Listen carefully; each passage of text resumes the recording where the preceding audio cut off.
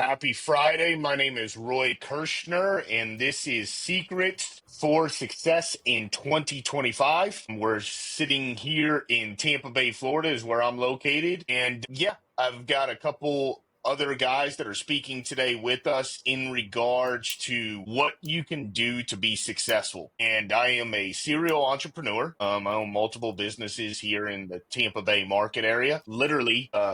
We are literally with owning businesses and everything that's going on. We're going to be talking a lot about that today. So let me turn it over to John to introduce himself as well. Yeah, so my name is John D. Hanson. The reason why I say D is not because I'm hung up on initials, but because if you want to learn more about me, it's really important that you have the middle initial. So you can find out more about me on, hey, if you're having trouble sleeping at night and you're like, what can I do to go to sleep? Just start learning all there is to know about me. I guarantee it'll wear you out.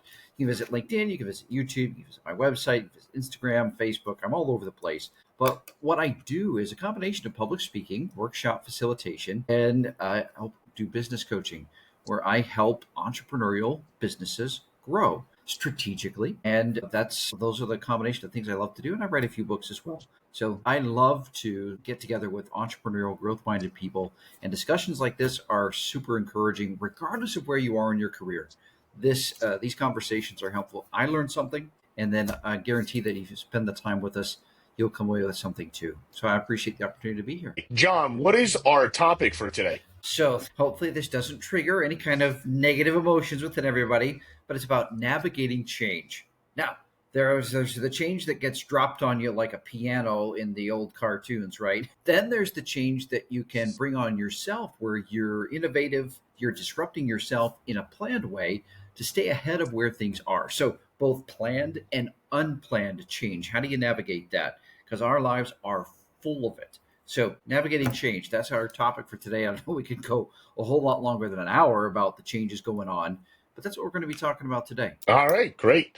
Yeah, so one thing that you always have to understand in life, and it's better to understand if you don't, you need to understand always there's going to be change. Yep. So things are going to change automatically no matter what you do. And this is definitely a secret for success, right? Is being comfortable with being uncomfortable. Like literally knowing that change is coming constantly and you have to adapt and evolve to change all the time because that is literally life. And the more that you get into this routine of being comfortable, the more it can actually set you to not be successful. Yes. Because and that's what people fear. That's a big fear in a lot of people is change, right? And so it's navigating these changes in order to adapt to what environment that you're in. And that's a big thing that if you can start understanding that at any age, right, it's going to make you more successful. It's going to make you a better person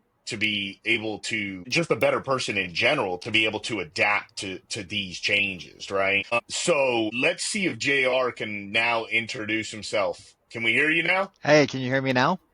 There Yeah. we go. Perfect, man. We got you. My goodness, I apologize for all this technical difficulty on my end here. Anyway, so first of all, I was saying, Roy, thank you so much for the invitation. John, I feel very honored to also be on with you and speaking about what we do. And so my name is JR Espino. My company is Alloy Advisors. I am a business strategist and leadership coach. And what I do is I help entrepreneurs, I help small, medium business to be able to generate more revenue, increase their profitability through optimizing their processes. In addition, I do work with organizations around company culture, employee engagement, to ensure that everyone is headed in the right direction in terms of what the leaders want to be able to accomplish for their company or the entrepreneurs want to accomplish with their teams. And so my background is heavily in corporate America. I spent over 27 years with the same company, grew from individual contributor to senior leader, and taking all of those experiences as a business leader, develop strategies in that space, and also tying that to my certifications around Maxwell leadership training, also my experience as a Dale Carnegie course coach. So really looking forward to having this conversation about navigating through change, because as we know that is one thing that never changes, that we should always expect change.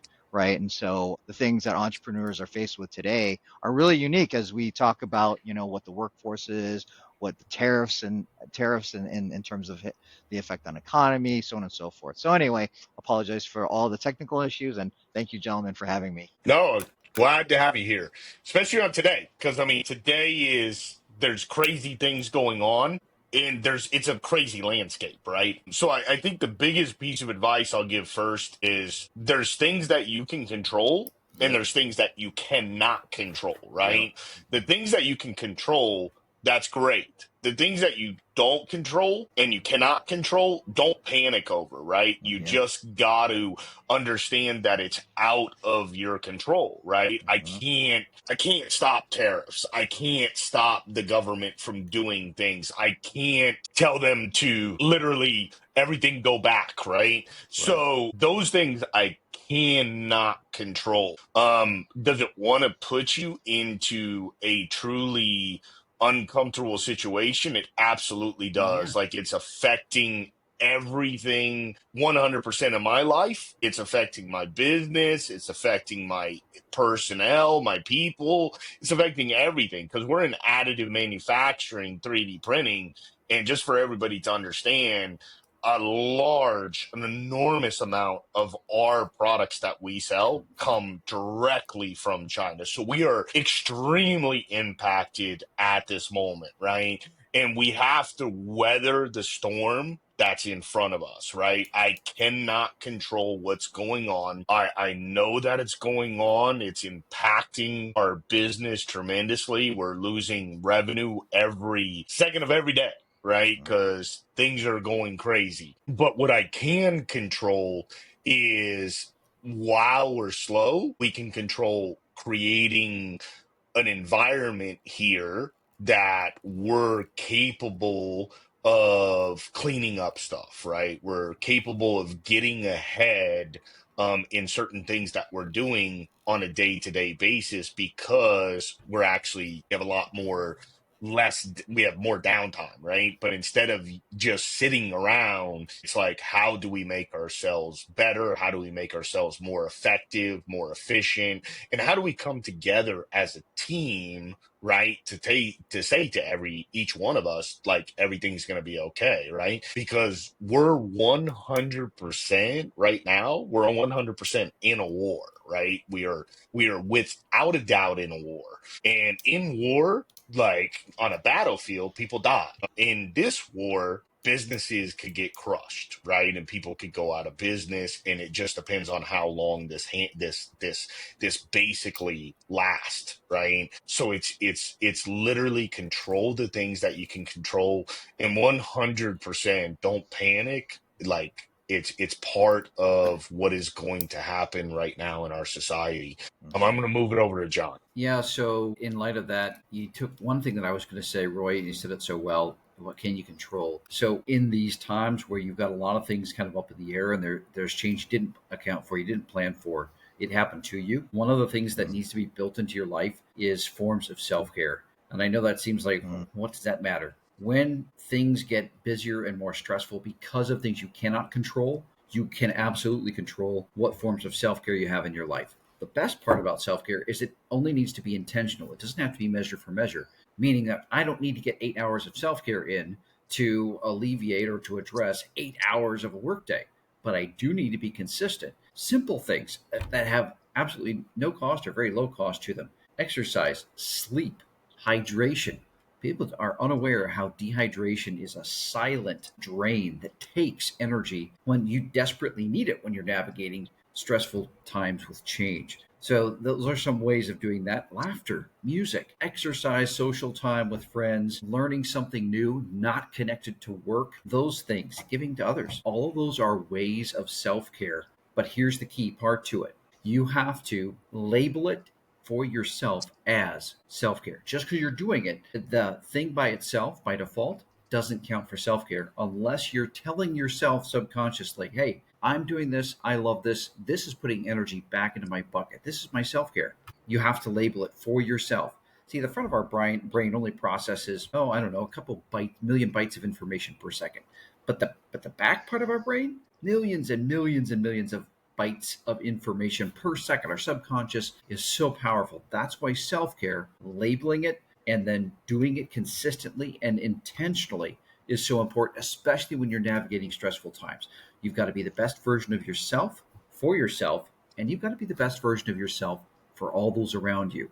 And people ask you, how can you be so calm when you're going through this? Number one is, I can control the things I can control and the things I can't. I've got to understand that. But number two is, I have things in my life where I am intentionally making sure that I'm putting energy back into my bucket. It's about consistency and intentionality, not amount. And some people are really good about taking care of others and not good about taking care of themselves. So carve out a little bit, add a little bit of intentionality, what you do that you already enjoy, but label it for yourself as, this is self-care. It's putting energy back into my bucket so I can navigate these times of change and come out better, having grown and matured, and people around me having had the best experience with me. JR, what have you experienced when you're navigating change? 27 years with the same company, a lot, I'm sure, changed in 27 years, even within the same company, market, Yes. your roles, coworkers, people you report to, people who report to you. So in those times of change in a setting like that, how did you navigate times of change that were outside and within your control? Yeah, no, I love that. I love the fact that we're talking about what we can and can't control, because what I attribute that to is the power of choice that we have, right? And Mm, so even what John you're talking about with regard to self-care, it is making that choice to take care of ourselves. And so why do mm, I say the quote power of choice? I often would talk about whether it's within my former organization or as I'm talking with people that I'm coaching, I talk about the fact that one thing that separates us from the rest of the animal kingdom is the fact that we have the ability to choose how we respond and react to the different things in our life, right? The different stressors or the different, environments or what have you, right? And so going back to what can we control, that's the first thing is I can control how I'm going to respond or react. I can choose that. A long time ago, I went through a program with a company called VitalWorks, and he talked about the fact that there's choice and there's the quote sucker's choice. And the sucker's choice is just making a choice just based on, well, I think that I'm just going to make this choice because I just think it's the right choice without even really considering the true attributes behind it. And so with that power of choice, it is truly, how do I take these things that are happening to me and convert that to, why are these happening for me? And so, I would often lead a conversation around, the ability to see things for what they are and how do we decide to impact it versus being impacted. You might have heard it's somewhat of a parable about the carrot, the egg, and the coffee bean. And so, sort of the quick Cliff Notes version of that is that there was a young woman who was experiencing all these different challenges as one door opened, another closed, and she felt like she was hitting all these dead ends, went to go speak with her mother to pour this all out onto her, right? And so the mother took her into the kitchen, and as the daughter was continuing on, the mother put three pots of water on the stove and started boiling them. And after they boiled, about 20 minutes later, she had placed carrots in one pot, eggs in another, and some fresh ground coffee beans in the third. And so after the 20 minutes passed, the daughter said, "Mom, you haven't said anything. What, help me here. I'm at my wit's end."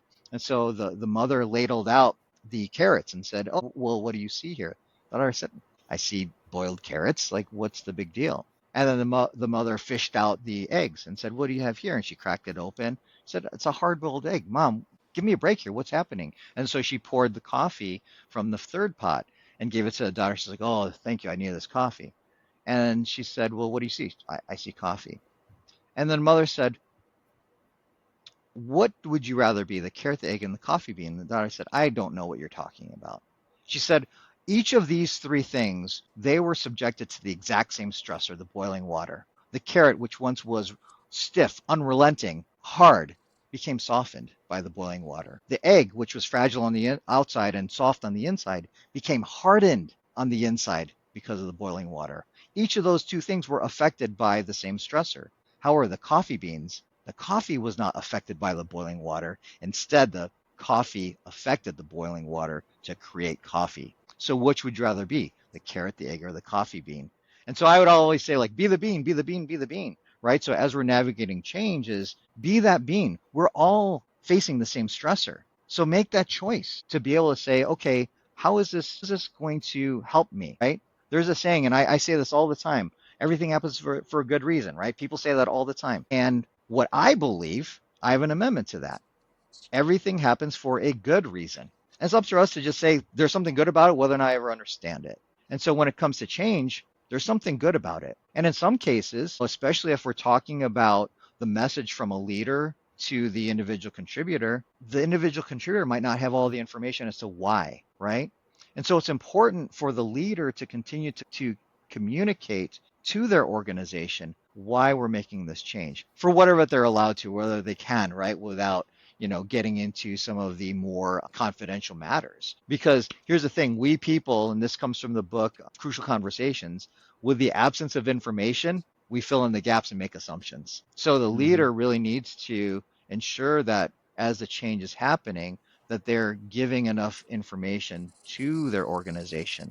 So then that equips them to make that choice to say, how am I going to impact this? As opposed to, oh, woe is me, woe is me, it's happening to me. But instead, whoa, it's me. I can have an impact here. So Yeah, that's a little bit of a glimpse of my approach over the years. you mentioned Roy, Yeah. and JR, your insights tee us up nicely for Roy. In the additive manufacturing, you mentioned downtime is an excellent time to look at continuous improvement. What could we be making even better? Because when everything's crazy busy, you really have limited time to put towards that. What are some other messages that you have for your team when they know what's going on economically? Some might not be aware. Others are aware fully of what's going on, say within the tariff or the markets or demand and such. How do you keep your team as you're navigating through change with a positive outlook and helping them have some confidence?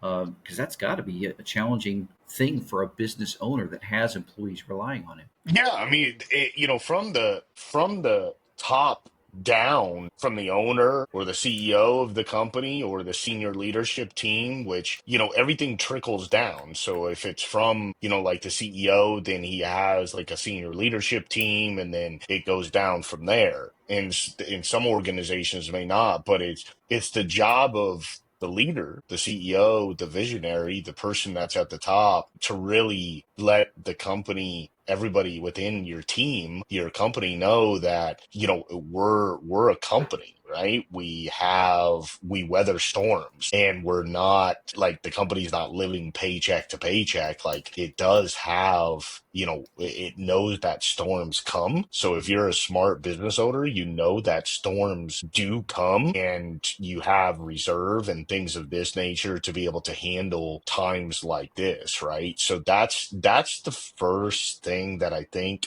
is, you have to calm everybody down, right? You have to make sure that they understand that things are gonna be okay. It's just a part that we're in, right? And we have to navigate through this. But the outcome of this could actually be really much better, right? Because we're talking about protecting the United States and bring manufacturing back to the United States and stop getting destroyed by other countries, right? And in the end game, that will, if this does work, which I think it will work, and I'm looking at truly timeline, right? Then it's going to push into our sector tremendously, because we're in a technology of manufacturing that allows us to save time and money and resources and people by interjecting additive manufacturing into a business. And then the other thing is, the biggest thing that I look at is navigating and always having, as anybody in this world, right? I think the number one thing that people need to realize, and I realized it young, right, is you got to have some type of reserve. You do have to have some type of reserve. And even if you think you don't have a reserve, you do have a reserve. Some people have, like you said, an expensive watch or something that can turn into cash, right? So you gotta, but I learned young that I needed to always have a reserve put away, because you just never know what's going to happen. But I got the opportunity to have mentors young to tell me those types of things, where you have an easier mindset, right? That you have that. So it's a good thing at some point in time to really understand your money and start saving for a rainy day, even if you haven't. But just even start now, right? And always have a little bit reserved. But I think the most important thing I would say here is I'm not changing, right? I'm not changing my mindset. I'm not getting up at a different time. I'm not going to the gym. I'm not changing my routine because of what's going on. I'm staying in the same routine, and I'm staying in the mindset, right, that everything is going to work out at the end. And JR kind of said that, right? Like, you got to stay in this mindset that all these things are going to work out. And I truly 1,000,000% in my life, and I'm talking years and years of my life, I'm not young, I don't believe that the man upstairs gives you more than you can handle, right? It may feel like he is at some point in times, and you may really, there's times I'm like, I don't even understand why all this stuff is coming. These storms are coming my way and why I'm having to deal with these things. But he really doesn't give you more than you can handle. So I think that's for everyone. That's good advice for everyone out there, whether where you're coming from, where you're sitting. You're never having more than you can handle. We are resilient. We have grit. We have determination, and we'll get through it. Yeah, I John? had the privilege of attending a workshop pre-COVID, just before COVID hit. It was by a PhD on organizational change, the hour and a half in-person seminar. And she was sharing about the pace of change back at the beginning of the 20th century, in the early 1900s. A business could reinvent itself every 75 years and be okay. By the time it got to the 80s, several decades later, it was every 15 years. At the turn of this century, 25 years ago now, it was every 5. Now the pace of change is even faster than that. And so what she showed in what they've charted for business growth was that the time to be looking at, when do we need to be disrupting ourselves? When do we need to be looking at what's changed within the market? It's counterintuitive, because it's so fast now that it's on the up curve of growth. And this was pre-COVID. So things have only accelerated more since then with the rise of technology and such. The speed is always increasing. So on the up curve of growth is when organizations need to be looking at what's coming ahead. How do we start preparing, not changing what we do, but how we deliver it, what the market needs, and what aspects and costs, all of those things while things are going up. Because what she found, this was pre-COVID, if a company got to the top of the curve where business settled down and even took a dip, she said that 11% of companies survived that dip. And that's why companies, if they can be proactive as opposed to reactive, need to be on that up curve of growth. So here's my message to you. If you're at a point in your career, whether you're just starting out, perhaps even still in school, and you're finding a measure of success, then during that is when you need to be looking at what's next, not waiting until things slow down and then looking at what's next. While you're having success, look at what's next, not to change, but to be aware of the change that's coming. Because let's say that opportunity that you're in continues. You want to continue that growth, but let's say it doesn't. Let's say it slows or changes, or a better opportunity comes along. You need to be keeping your eyes open for this, because it's the proactive ones that are looking for what's coming that can prepare for that. I think Ben Franklin missed one when he said, death and taxes, those are two certain things in this world. I think he should have put change on the list, because the pace of change, especially now. Now, you might be thinking, like, well, how does that impact me? Like, I've grown up with this pace of change. Perhaps you're younger and technology, but you know how fast apps and technology moves. What you knew last year about anything has likely changed since then. And that's just perhaps on an app, let alone how complex the business world is. So I would say this: if you're always learning, and then you're looking at what do I need to be prepared for, what change is happening around me, do that while you're busy, not when things slow down. And that way you'll be ahead of the ones that are waiting until things slow down, until they got a little bit of time. What if that time never comes? What if it doesn't slow down and you're just going at a breakneck pace the whole time? You're likely to miss out on things there too. So that's something that when things get busy, that's when I'll be looking at, all right, what do I need to be preparing for? What change is coming? Staying ahead of change as much as possible. And so that's a way to kind of build disruptive, intentional change into your life, understanding that the pace of change has never been faster. So JR, in your experience within corporate, and now you have the experience of working with businesses of all industries and sizes, what aspects of change have you seen? Let's start with the companies you work with that understand and embrace the fact that there is change I can't control and there's change I can control. What results do they experience versus the companies that just like to stay in that comfortable rut? Yeah.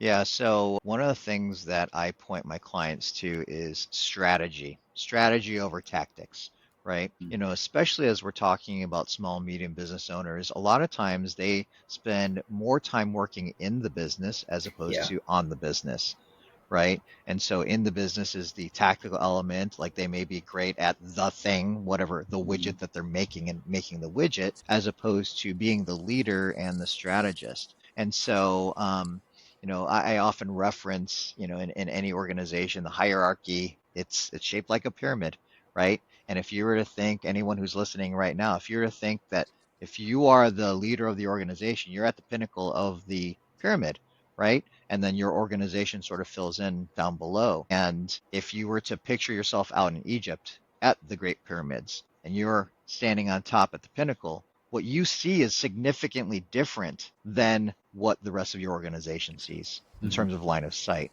right?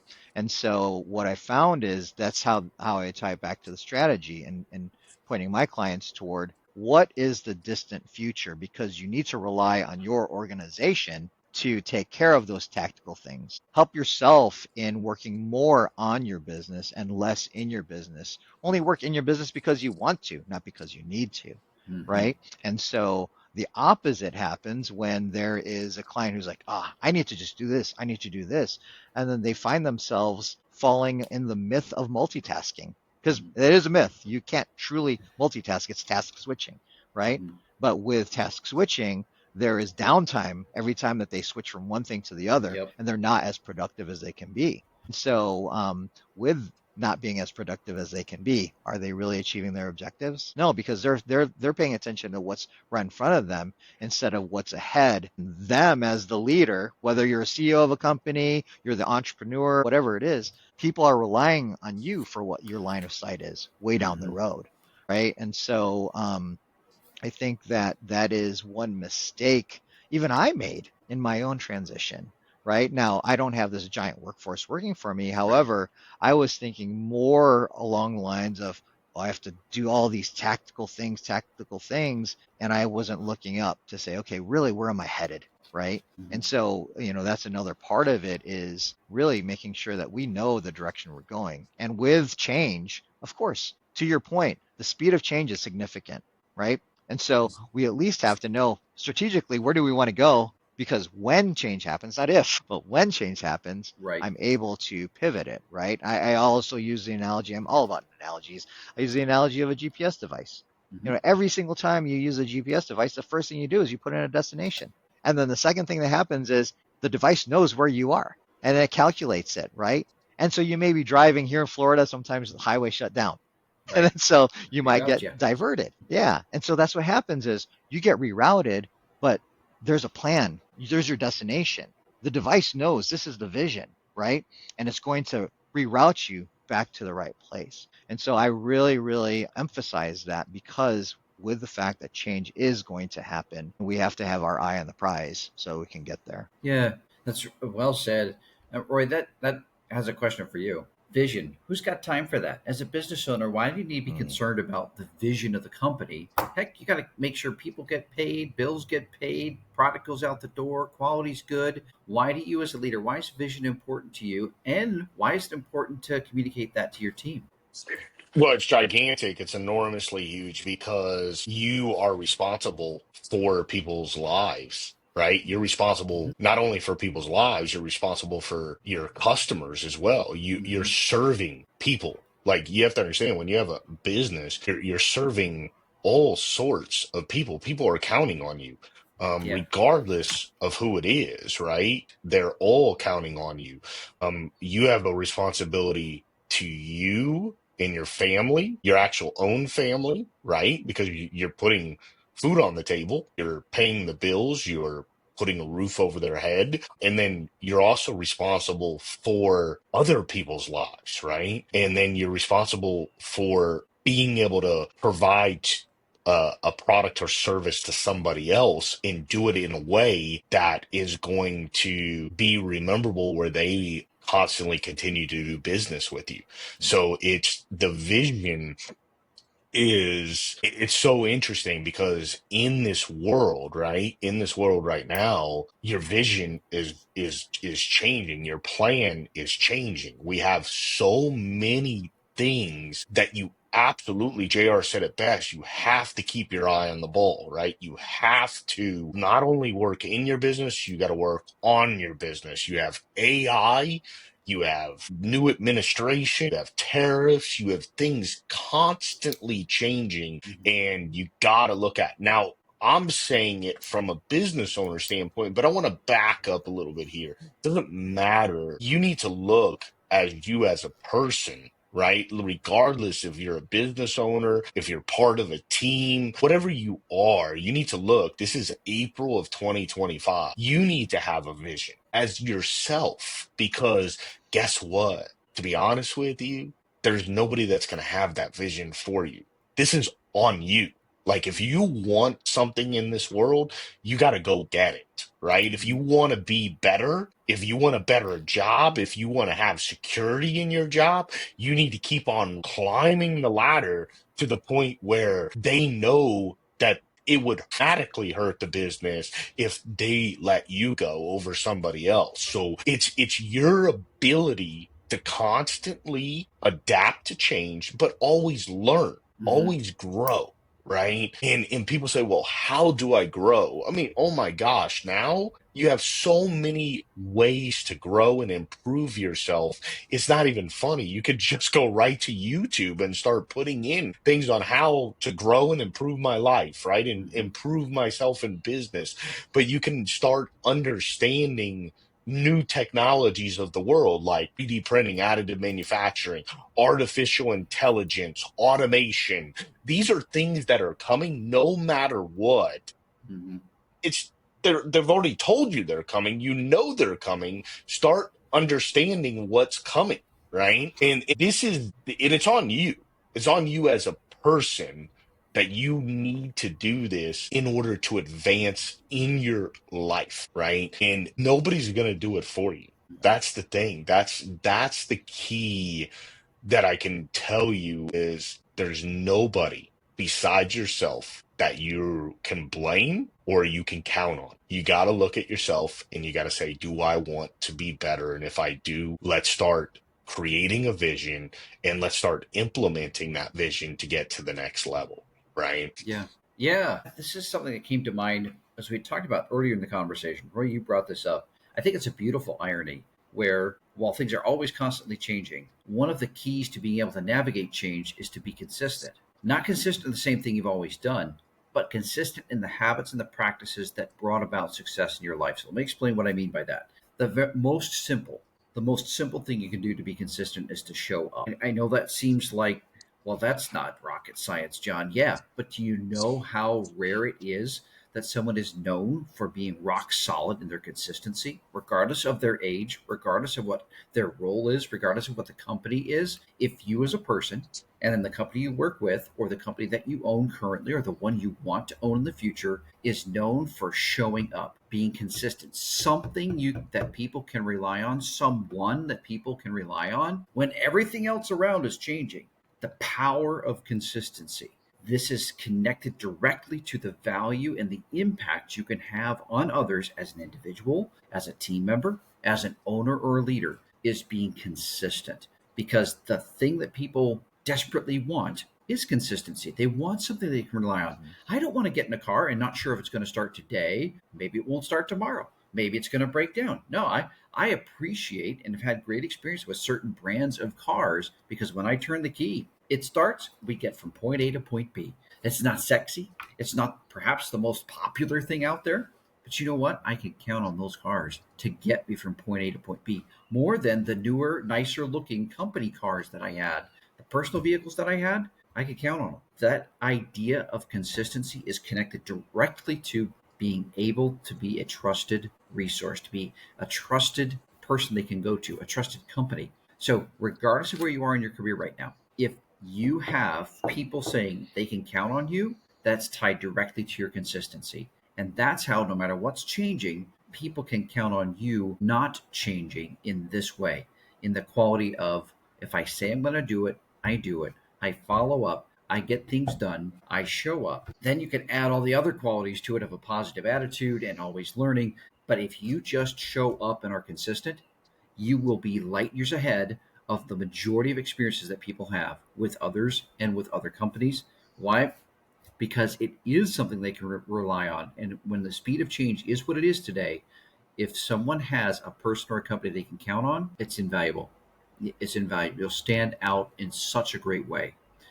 So, to tee up a question for you, JR, what are qualities that you've seen within people and organizations that do navigate change well? I mentioned consistency, but I know there are others. What are some that come to your mind? Yeah, that's a great question because actually I was going to dovetail off of consistency around discipline, right? Okay. And so discipline is absolutely key. So my son, he was a wrestler through high school and Mm, college, and at one of the banquets during high school wrestling, his coach said, the moment you're satisfied is the moment you begin to lose, which was sort yes. of his take on, I think it was Thomas Jefferson who said, "Show me a thoroughly satisfied man, I'll show you a failure." Right? Mm, And so with that, mm, you have to have that discipline for that consistency to continue to work because yep. guess what? Somebody else is, right? Mm, I mean, to your point, yeah, you may be very well ahead of others if you are focusing on that consistency and being forward thinking and what have you. But there are others who are going to be putting in the work as well. And so the discipline to ensure that consistency is absolutely critical, mm, right? You need to be able to make it a part of the fabric of who you are. mm, And it goes back to what I said earlier. It's like, not why is this happening to me, but why is this happening for me? So then I can take this and embrace it as a part of me and then have the discipline to execute whatever it is that I need to, whether it's leading an organization or getting new clients or building the widget, whatever it may be. But consistency tied to discipline is mhm, absolutely key. And mhm. then the other thing too, in terms of a quality that's really important is curiosity, Yeah, I love right? that. Yeah. There's a saying too, it's like if you're the smartest person in the room, you're in the wrong room, Yes. right? Yes. Right? And so, we have to be in that curious state to continue to grow and continue to learn Hmm. because Hmm. there's another saying, one is not smarter than the sum of us, Hmm. right? And Hmm. so I need to make sure that I'm staying curious because here's Yeah, the thing is if I'm just looking through this lens here and this is just me and I'm not being curious, this is the scope of my that's all you results. see. Yep. But then if I'm curious and I'm surrounding myself with more people to expand my curiosity, to be able to fill in my gaps, now this is the scope of what I'll be able to execute and deliver. Yeah. Right. So I think that that curiosity piece is huge because we don't have all the answers to every single thing. And there's that Yeah. saying like fake it until you make it. I actually, to a certain degree, I agree. I don't because I don't want people to fake it. I want them to stay curious because if they're faking it, they may fool themselves. True. They may True. fool themselves and say, "Oh, yeah, well, I know these things." And then 5 years down the road, they're like, "Oh my gosh, I wish I would have done something differently."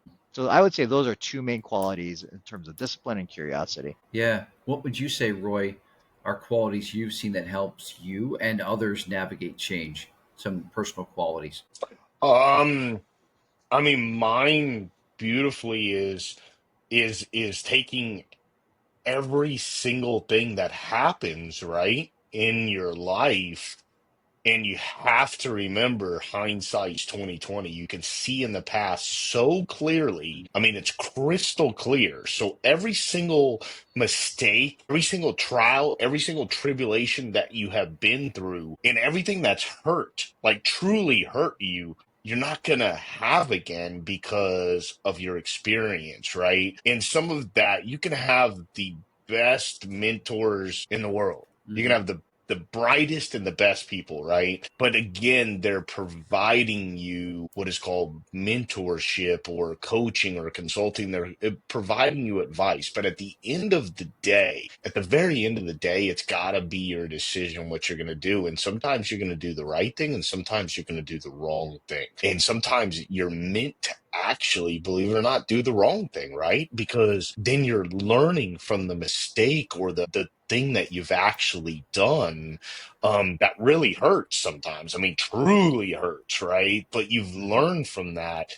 and you know that you're not going to do it again. And that's the thing. What doesn't kill you makes you stronger. And I truly believe that. And you're going through these trials and tribulations, right? And so you always have to remember that, right? We're navigating through these things. And the thing that we're also doing that most people don't realize is you're having an experience that you're, believe it or not, providing information for the next person to not have as much problems, right? So like right now, what we're going through, we've never seen this. We've never seen a tariff war, right?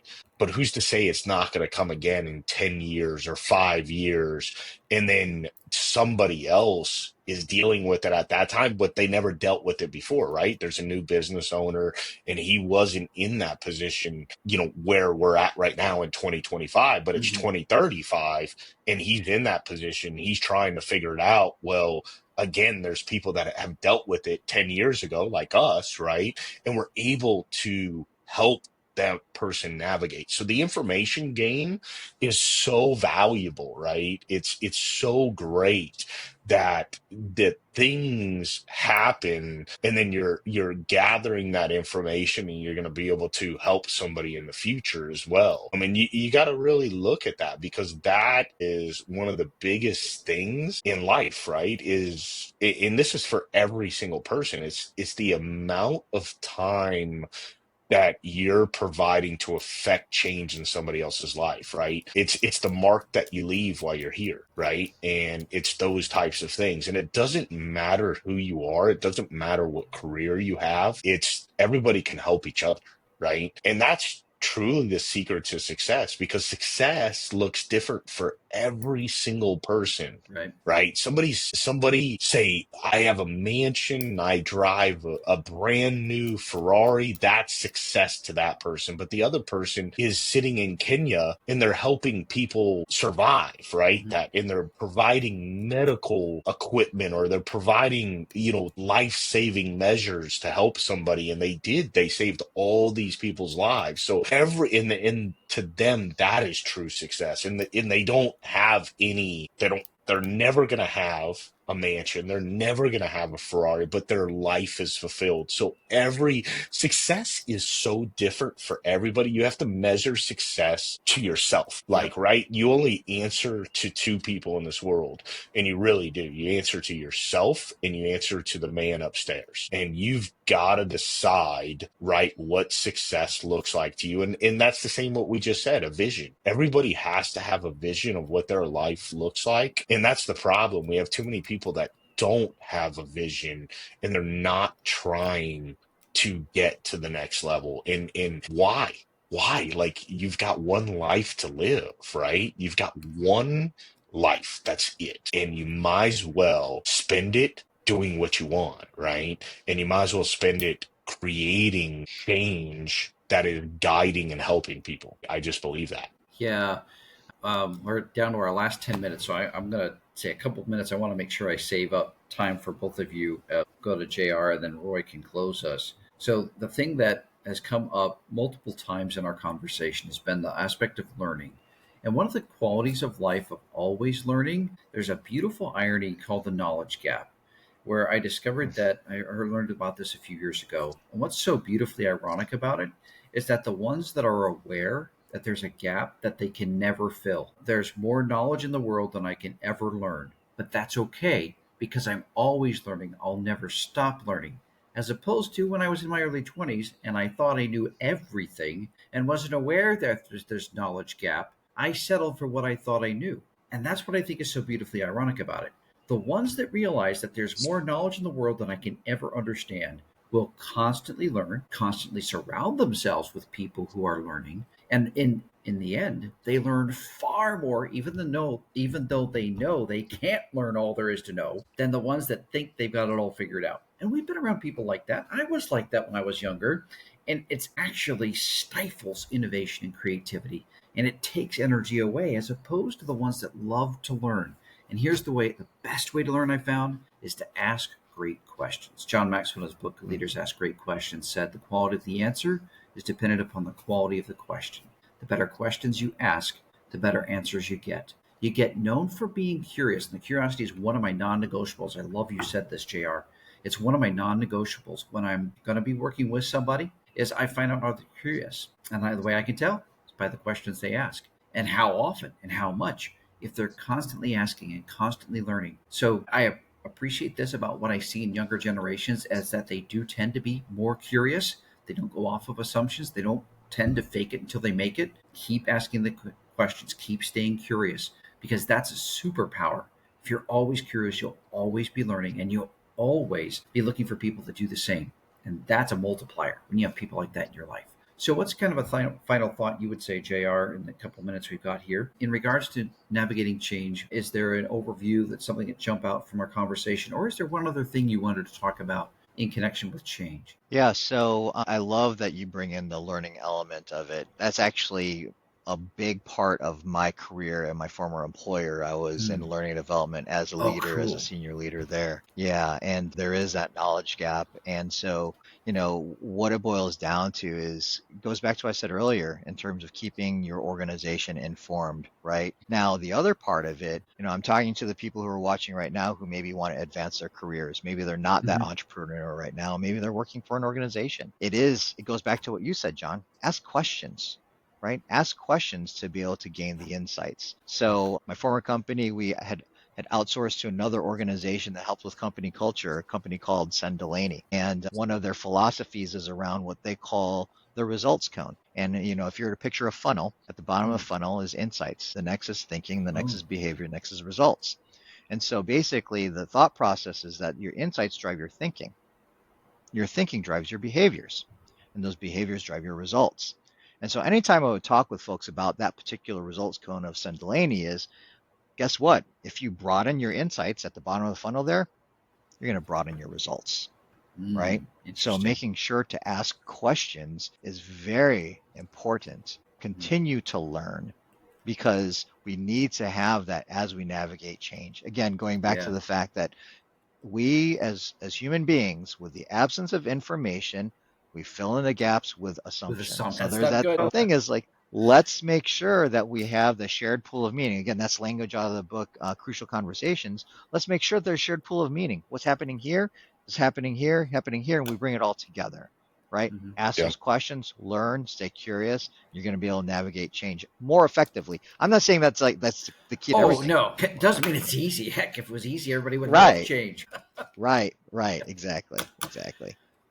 Well, Roy, in the last Yeah. few minutes, the floor is yours to share your either overview on this thing or another thought that's come to your mind about navigating change, and to wrap up any kind of housekeeping and such here in the next 4 or 5 minutes we've got in this LinkedIn Live. So, what's on your mind in regards to navigating change, and then closing us out for our session today? Yeah, like I said, I think the number one thing is understand that change is going to be there. I use this analogy every single day, every single day. You just need to think of yourself being in a ring with Mike Tyson, right? And when you're in that ring with him, he can get licks in on you. He can actually knock you down, right? But you get back up as long as you don't get knocked out. So if you can move quick enough just to not get knocked out, it's going to hurt, right? But if you can somehow navigate around, run around, get whatever, right? But you cannot get knocked out, then you've made it through, right? You've made it through that day. And then it's the same thing the next day. So it's always going to be that way. That's change. Like some of it is just gonna that they're gonna actually miss. You're gonna be bobbing and weaving, and you're gonna miss, right? And some days is gonna be easier, and some days are gonna be harder, right? But you didn't get knocked down. You're not dead. You're Mm. not dead, right?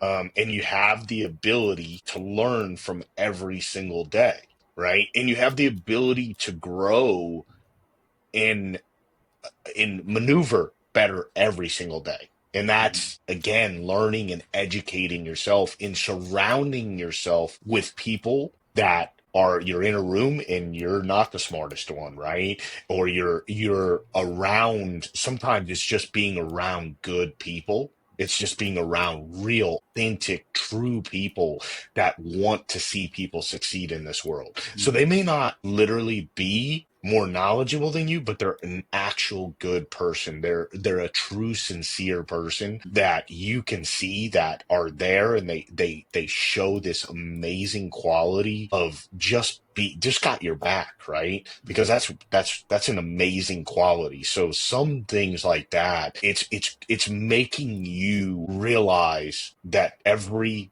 day matters and that every single person has a unique quality, and they've learned and they know something better every single day, right?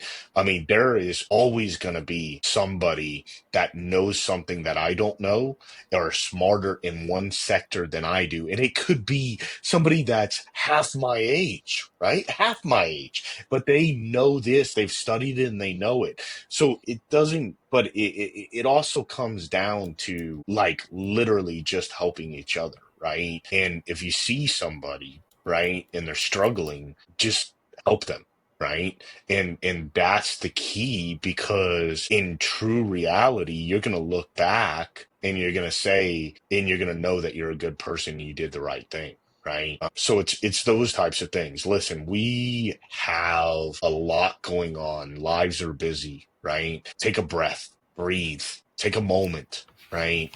And understand that this is still, you're still in the best, you got the best life, right?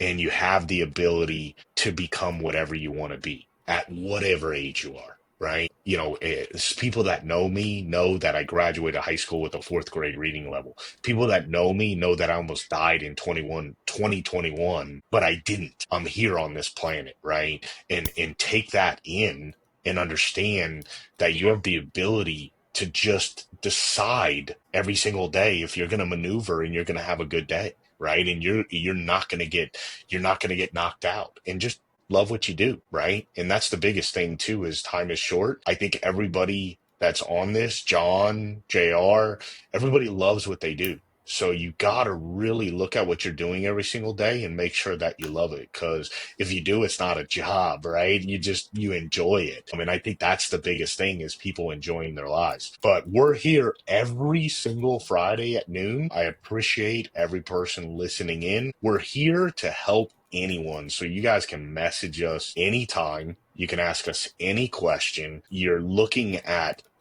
decades of experience in all of us here, right? We've all been through trials, we've all been through tribulations. And really, the reason why we're doing this is, again, secrets for success in 2025. We want to see people be successful. We want to give you advice. We want to help you be successful. So that's the reason, and we're here every single Friday. So I really appreciate you listening, and have a wonderful weekend, and we'll see you next Friday. Thanks, guys. Thank you.